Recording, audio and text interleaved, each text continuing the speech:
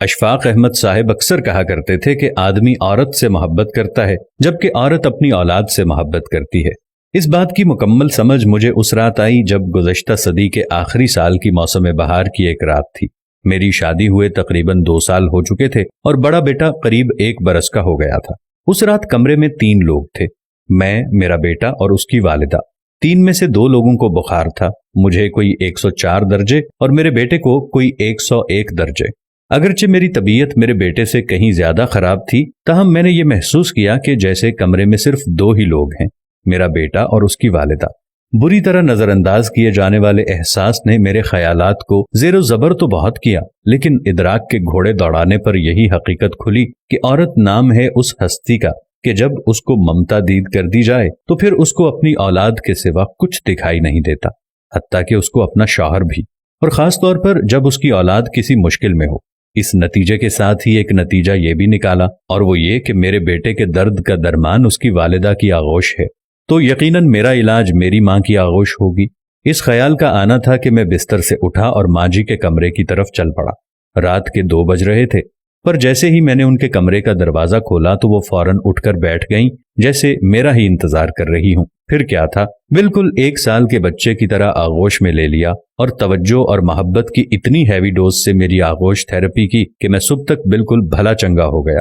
پھر تو جیسے میں نے اصول ہی بنا لیا کہ جب کبھی کسی چھوٹے بڑے مسئلے یا بیماری کا شکار ہوتا تو کسی حکیم یا ڈاکٹر کے پاس جانے کی بجائے سیدھا مرکزی ممتا شفا خانے برائے توجہ اور علاج میں پہنچ جاتا۔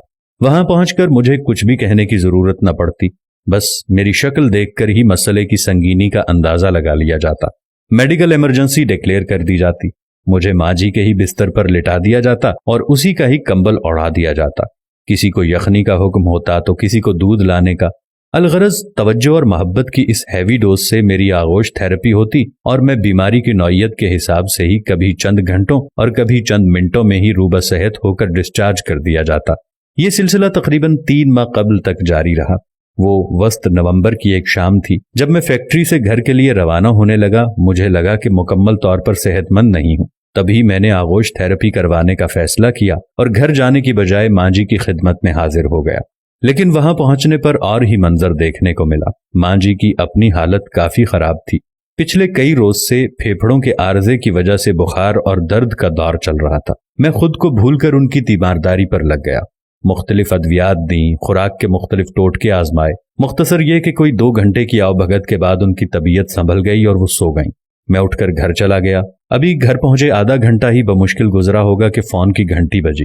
دیکھا تو چھوٹے بھائی کا نمبر تھا۔ 100 طرح کے واہمے ایک پل میں آ کر گزر گئے۔ ایک جھٹکے سے فون اٹھایا اور فوراً پوچھا، بھائی سب خیریت ہے نا؟ بھائی بولا، سب خیریت ہے۔ وہ اصل میں ماں جی پوچھ رہی ہیں کہ آپ کی طبیعت ناساز تھی، اب کیسی ہے؟ اوہ میرے خدایا!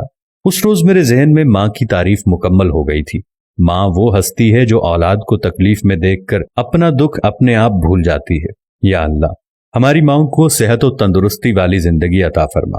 یا اللہ، جو اس ویڈیو کو دیکھ رہا ہے ان سب کی ماؤں کو صحت و تندرستی عطا فرما۔ یا اللہ، جن کی مائیں اس دنیا سے چل بسی ہیں ان کو جنت الفردوس میں اعلیٰ مقام عطا فرما، اور جن کی مائیں زندہ ہیں ہم سب کو ان کی خدمت کرنے کی توفیق عطا فرما۔